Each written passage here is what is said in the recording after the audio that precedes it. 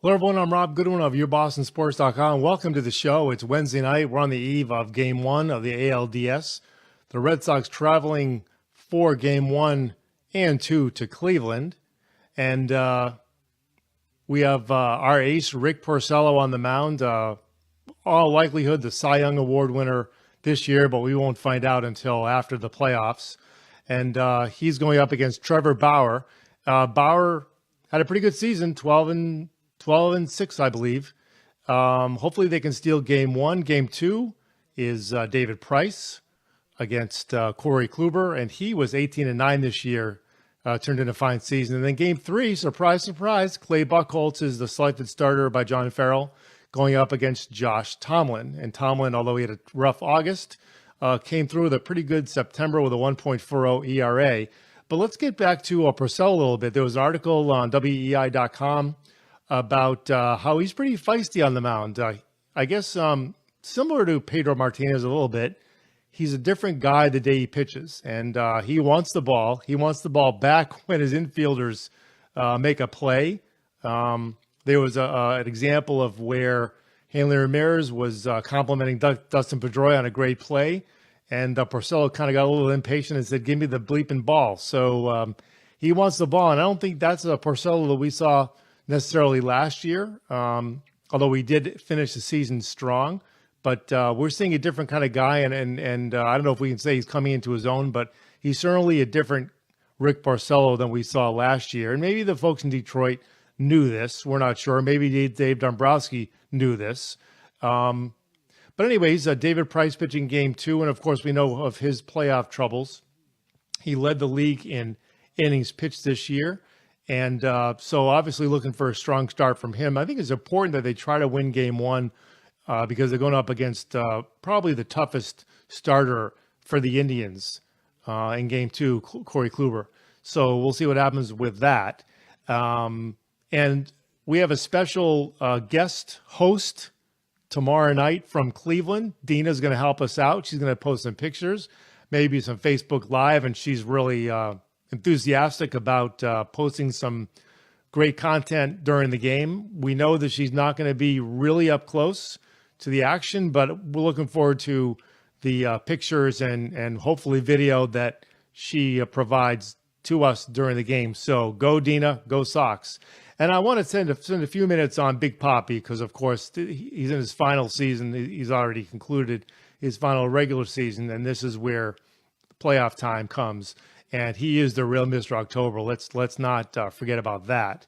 And there's a lot of talk in the media, of course. I can name some names: Shaughnessy, Maserati, Felger, where they thought the Red Sox overdid David Ortiz the last 3 days of the season, and maybe maybe put home field advantage in jeopardy because the Red Sox did go 1-5 in their final 6 games. But, I think back of Big Papi, and obviously without him, 2004 never happens, 2007 never happens, 2013 probably never happens. And what I mean by that is that he was the catalyst for these championships, no doubt about it. And his presence in Boston was the catalyst for these championships. He single-handedly got him through the ALCS and more in 2014 against the Yankees. So when you think about David Ortiz, was it kind of overdone? Was it kind of a lot to heap on him and a lot of ceremony? Yes. But if you think about it, without him, 86 years of misery, if we want to call it misery, doesn't come to an end. 86 years, I'm not even going to use the C word, but 86 years of without a championship doesn't come to an end, and it does because of him. Now, you can think of an example. Larry Bird is not the same as David Ortiz in terms of championships. The Celtics won tons of championships before Larry Bird, no question about it.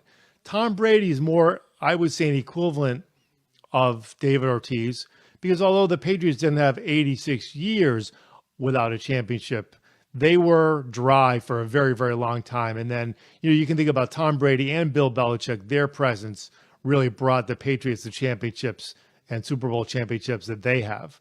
But David Ortiz is the guy who brought it to Boston, who brought it to the Red Sox. So does he agree? Does he skate by without notice? Absolutely not. He should not. Is it a good thing that they're retiring his number next year? Absolutely. If there's anyone that deserves to have his number retired on the spot, it's David Ortiz. He brought all this to Boston. He brought the rings. He brought the World Series championships.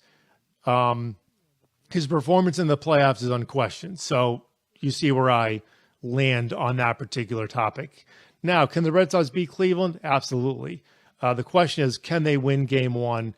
Can they beat Corey Kluber potentially and really put the Indians in a hole? And if they don't win game two against Kluber, then that's okay. But I hate to think that if they're down 0-2, that they've got to win 3 in a row in the series. And of course, the games 3 and 4 would be in Boston. Okay, they could win 2 in Boston, but at some point they're going to face Kluber twice. So I think the idea is that they win game one, obviously, and it's easy for me to say, but in all actuality, they've got to look to win game one, because you win game one on the road, you're going to come back home, worst case, tied.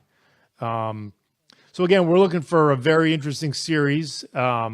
We have, again, our guest Dina at the game tomorrow night providing some content. We look forward to that. And we look forward to your participations with yourbostonsports.com on Facebook, on Twitter.